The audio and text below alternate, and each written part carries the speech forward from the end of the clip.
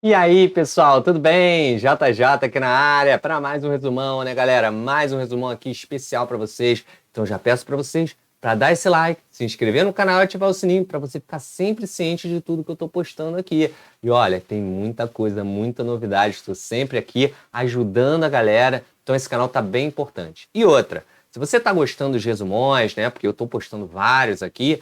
Poxa, tem uma playlist chamada Resumões. Só chegar lá que, poxa, tem tudo ali categorizado bonitinho para você não perder nada e poder ali, ó, sempre dar aquelas pinceladas, aquela relembrada no que você necessita de biologia. Tranquilo?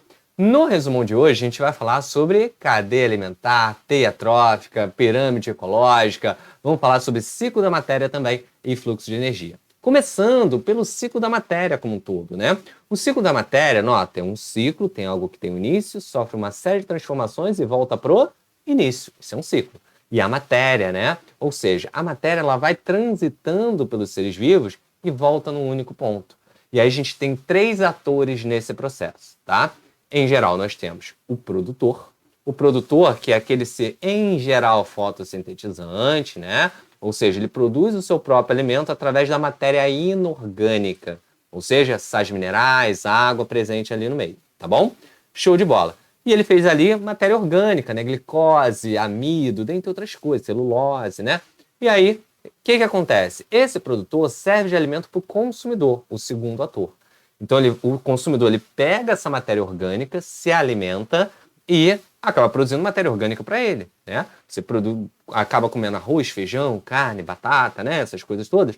Então você está se alimentando de matéria orgânica. E você está produzindo sua própria matéria orgânica para o seu crescimento, enfim, para a sua vitalidade, né? Para a sua vida como um todo, tá? Então o consumidor é onde a gente se encontra, basicamente. E nós temos o decompositor. O decompositor, ele que vai pegar a matéria orgânica morta, porque, galera, a única certeza na vida que a gente tem é que um dia a gente morre, né? Então, ela vai pegar essa matéria orgânica morta e acabar, ó, digerindo e tudo mais, utilizando para esse fungo, né? Geralmente os decompositores são fungos e bactérias, né? Então, ele acaba decompondo essa matéria orgânica e transformando, devolvendo ao solo matéria inorgânica. E nota, quem precisa de matéria inorgânica mesmo? Não são as plantas? Ou seja, acaba devolvendo essa matéria para os produtores novamente. Beleza? Então, esse é o ciclo da matéria, que já é diferente do fluxo de energia. Nota, vai pela palavra fluxo. O que é um fluxo de carros? São os carros indo numa direção. Ah, professor, mas tem uma avenida que está indo e outra que está voltando o carro. Tá, eu tenho dois fluxos, tenho um indo e um voltando, beleza? Mas fluxo está indo numa direção só. Então, o fluxo de energia, a energia está transitando na cadeia alimentar numa direção só e ela não volta, tá? Por isso não é um ciclo. Então, o que acontece? Quem fornece energia no final das contas? Aliás, no início de todo o processo? É o Sol, né? Porque a planta, por exemplo, que é o produtor, que é a base da cadeia alimentar, é ela que está absorvendo a energia vinda do Sol. Então, por isso que a vida ela só existe porque tem o Sol ali, entendeu? Isso já foi questão de Enem, hein? E aí o que acontece? A planta pega, produz seu próprio alimento, né? E tudo mais, vai gastando seu alimento também, né? Vai sobrevivendo.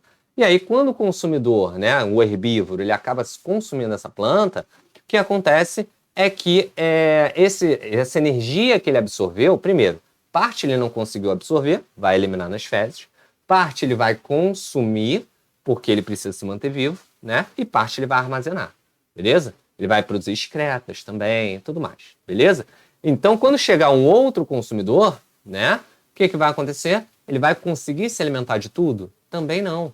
Ou seja, note que a energia ela começou bem com o produtor, ela diminuiu um pouquinho no consumidor primário, vai diminuir ainda mais no resto dos consumidores. Então, quando chega no topo da cadeia alimentar, que é o consumidor de última ordem, né, e a gente já vai falar sobre isso, a energia é muito pouquinho. Por isso, geralmente, ele precisa se alimentar mais, entendeu?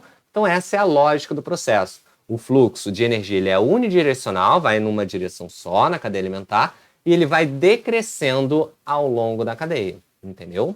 Agora, já que a gente deu spoiler, vamos falar de cadeia alimentar, né? Cadeia alimentar é importante. Cadeia alimentar, na verdade, ela é algo mais didático para a gente, para você poder entender. Quem começa a cadeia alimentar é quem produz o seu próprio alimento, é o produtor. Então, o produtor sempre inicia qualquer cadeia ou teia alimentar, beleza? Depois, é quem se alimenta dele, é um consumidor. Só que a gente chama de consumidor primário ou de primeira ordem. Quem se alimenta do consumidor primário? É um outro consumidor, consumidor de segunda ordem. Quem se alimenta é o consumidor de terceira ordem, de quarta e por aí vai. Entendeu? É basicamente isso que acontece, tá?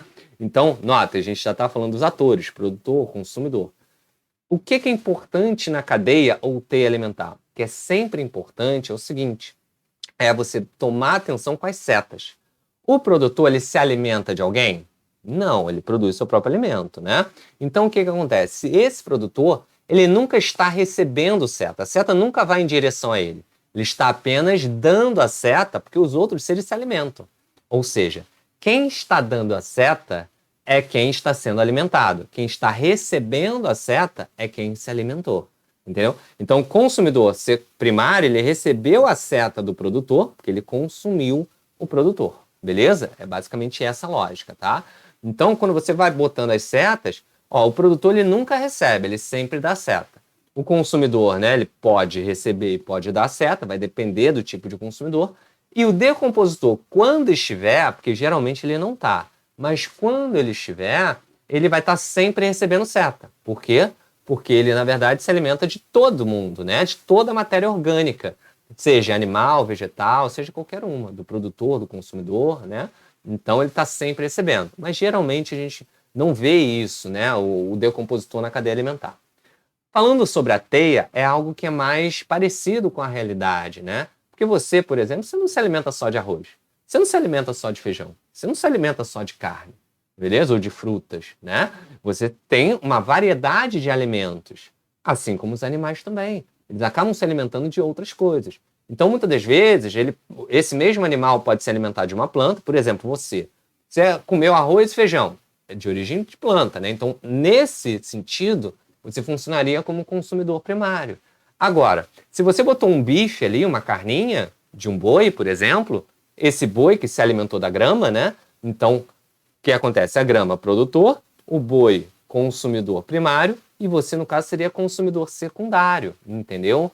Então, você poderia, se está no mesmo prato, arroz, feijão e um bife, você, ao mesmo tempo, pode ser consumidor primário ou consumidor secundário, beleza? Então, é isso que acontece na teia alimentar, sacou? Então, é importante, quando você você traçar todo o trajeto que chega até aquele ser vivo, para saber que tipo de consumidor ele pode ser. Você pode ser primário, ao mesmo tempo pode ser secundário, terciário ou não, entendeu? Então, é sempre importante você verificar isso numa teia alimentar. Uma coisa, antes da gente entrar em pirâmide e finalizar, uma coisa que confunde muita gente, pessoal, que, poxa, é importante, importantíssimo falar isso. Geralmente, muita gente fala o quê? Consumidor primário assume o primeiro nível trófico. Nunca, pessoal. Porque quem começa a cadeia alimentar? Não é o produtor? Então, o produtor é o primeiro nível trófico sempre. Consumidor primário, então, é o segundo nível trófico. Consumidor consumidor secundário é o terceiro nível trófico. Consumidor terciário é o quarto nível trófico. Então, não esqueça disso, porque muita gente acaba confundindo. Aí às vezes a pergunta, quem é esse? É o consumidor secundário. Qual o nível trófico? Segundo nível trófico. Pá, tomou 0, entendeu? Perdeu a questão, entendeu? Então não dá esse mole não, tá? Sempre o primeiro nível trófico é do produtor, que é ele que começa a cadeia alimentar. Agora, indo para as pirâmides ecológicas, né? A gente tem 3 pirâmides. A de número, de biomassa e de energia. Uma coisa importante de falar, a de número é a única que pode assumir qualquer formato. E olha, qualquer pirâmide, a base dela sempre vai ser do produtor. Então começa com o produtor, o segundo, né, a segunda barrinha vai ser do consumidor primário, a terceira barrinha do consumidor secundário e por aí em diante, tá? A pirâmide de número é a única que pode assumir qualquer formato. Por exemplo, eu posso ter uma árvore, posso ter, sei lá, 10 mil gafanhotos e, sei lá, 11 pássaros. Entendeu? Então ela vai ser no início assim, uma árvore, 10 mil gafanhotos e 11 pássaros. Entendeu? Então ela vai ter um formato diferente. Eu posso ter 1 milhão de gramas, 30 bois e uma onça, sei lá. Entendeu? Então, olha, 1 milhão, 30 bois, 1 onça, entendeu? Aí seria um formato mais do que a gente conhece, né? Base larga, topo estreito de uma pirâmide. Então, o que eu quero mostrar para vocês é que a pirâmide de número ela pode assumir qualquer formato. Já a de biomassa, ela tem uma tendência a ter a pirâmide normal que a gente conhece, de base larga, topo estreito, né? Porém, em alguns casos, é uma exceção, mas que é cobrada em vestibular às vezes, é que a pirâmide de biomassa, né, que significa a massa existente em cada nível trófico, né, o peso seco, então ela pode estar de forma invertida. A base estreito, o topo mais largo, tá? Isso pode acontecer geralmente no ambiente marinho. Por quê?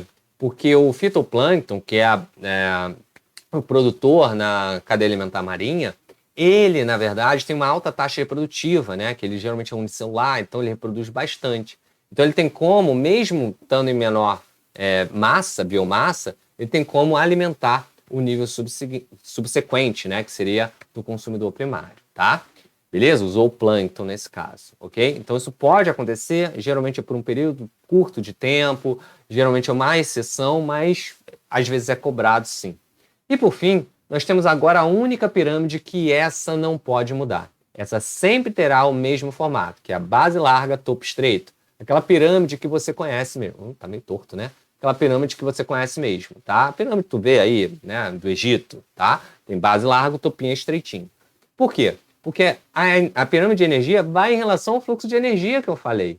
Então, no início sempre é grande e ela vai se perdendo ao longo da cadeia. Então, vai sempre diminuindo. Em geral, a gente bota aí em torno de 10%, mas isso pode variar. De qualquer forma, sempre perde para o nível trófico seguinte. Então, essa pirâmide ela sempre vai ter base larga e o topo estreito. Beleza, galera? Tranquilo? Então, poxa, mais um resumão aqui só para a gente relembrar algumas coisas. Dá esse like, se inscreve no canal, hein? E ativa o sininho. Dá uma olhada na playlist resumão também, que eu tenho certeza que eu vou conseguir te ajudar bastante. Tranquilo? Vou ficando por aqui. Um grande beijo, boa semana e tchau, tchau.